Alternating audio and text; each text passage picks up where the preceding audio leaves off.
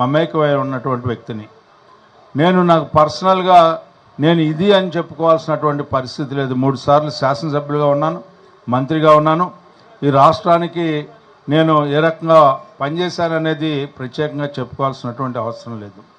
అయితే రెండో అంశం ఏంటంటే, మీకు ఇక్కడున్న పట్టభద్రులకు కానీ మీ అందరికి కూడా ఈ నియోజకవర్గంలో శాసనసభ్యుడు ఉన్నాడు.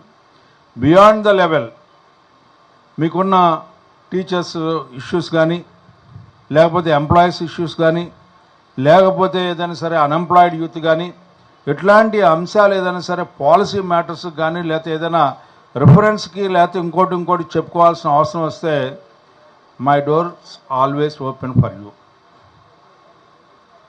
ఇక్కడ అయ్యే పనులు నేను అవసరంలా. ఇంకేదైనా సరే మీ ఇద్దరం కలిస్తే కానీ ఏదైనా అవ్వదు అని అనుకుంటే మీరు నన్ను అప్రోచ్ అవడానికి నేను ఎప్పుడు అందరికీ యాక్సెసిబుల్గా ఉండే వ్యక్తిని. కాబట్టి ఆ రెండో అంశాన్ని ఎందుకు చెప్తా ఉన్నానంటే, యాక్సెసిబిలిటీ అనేది ఈ మధ్య ఎవరైతే పోటీ చేస్తూ ఉన్నారో నా మీద, వాళ్ళు సహజంగా చెప్తా ఉన్నారు నేను ఎప్పుడు అందుబాటులో ఉండే సామాన్యుడిని. నేనేమి అసామాన్యుడిని కాదు, నేను కూడా ఒక సామాన్య కార్యకర్త నుంచి ఈ స్థాయికి వచ్చాను. నేనేమి ఎవరికి అందుబాటులో లేకుండా ఉండే వ్యక్తిని కాదు, అందుబాటులో ఉండే వ్యక్తిని అని చెప్పడానికి ఈ రెండో అంశాన్ని మీ ముందర ప్రస్తావిస్తూ ఉన్నాను. 3 ఇప్పుడే రాజకీయాల గురించి చెప్పారు. ఇక్కడ నేను ఒక్క అంశాన్ని మీ దగ్గర ప్రస్తావించి సెలవు తీసుకుంటాను. మీ అందరికీ తెలుసు గత ప్రభుత్వం ఏ రకమైనటువంటి పాలన ఈ రాష్ట్రంలో అందించింది అనేది నేను వేరేగా చెప్పాల్సిన అవసరం లేదు. ఆ రాష్ట్ర పాలన నుంచి విముక్తి పొందడానికి మీరు ఇచ్చినటువంటి ఘనమైన తీర్పు, చరిత్రాత్మకమైన తీర్పు, సంచలనాత్మకమైన తీర్పు, నిశ్శబ్ద విప్లవం, ఒక రకంగా చెప్పాలంటే 164 సీట్లు ఇచ్చిన ఘనత ఇక్కడ ఆశీనులైనటువంటి మీ అందరి యొక్క ఆశీస్సుల వల్ల, సహకారం వల్ల, సహాయం వల్ల అది సాధించడానికి మార్గం వేసిన సంధానకర్తలు మీ అందరే అని చెప్పి సందర్భంగా మీకు గుర్తు చేస్తా ఉన్నా. ఇలాంటి ఒక కూటమి ప్రభుత్వం ఈ రోజున ఒక మంచి ప్రభుత్వం మనకి ఏర్పడింది.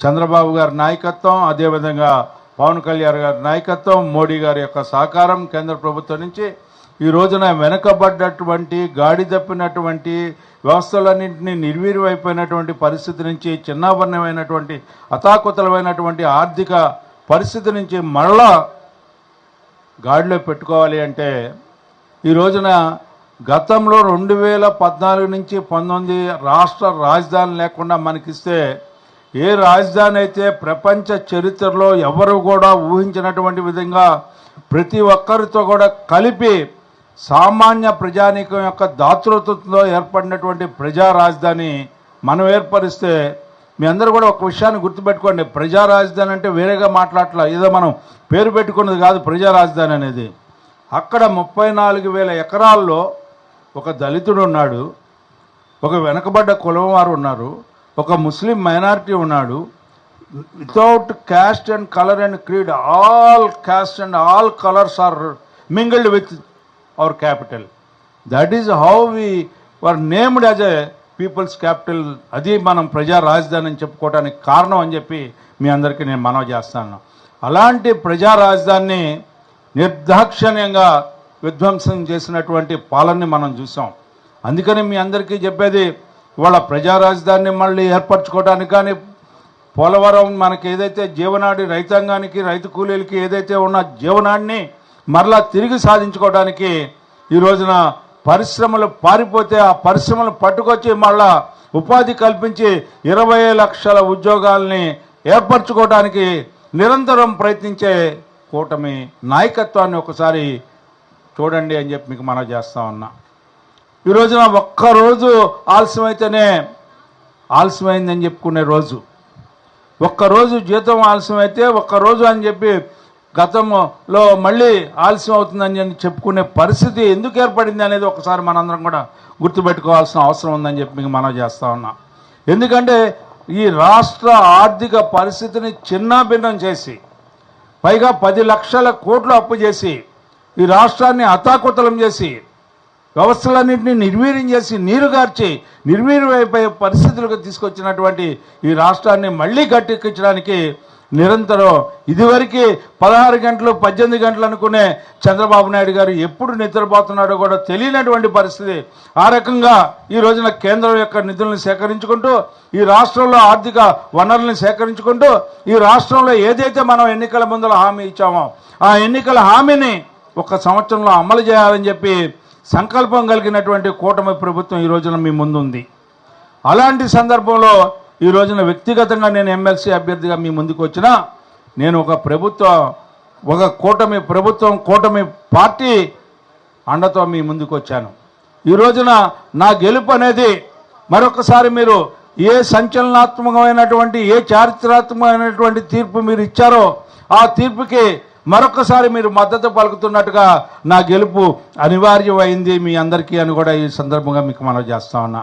అలాంటి సందర్భాన్ని ఎక్కడ కూడా ఏమరపాటుగా లేకుండా అప్రమత్తంగా ఎంతో జాగ్రత్తగా గతంలో 164 సీట్లు గెలిపించడానికి ఏ రకంగా కష్టపడ్డామో దానికంటే ఎక్కువగా, ఎందుకంటే ఈ రోజున మళ్ళీ మా ప్రభుత్వం మంచి ప్రభుత్వంగా కొనసాగుతుందని చెప్పి మద్దతు పలికే ఎన్నిక నాది.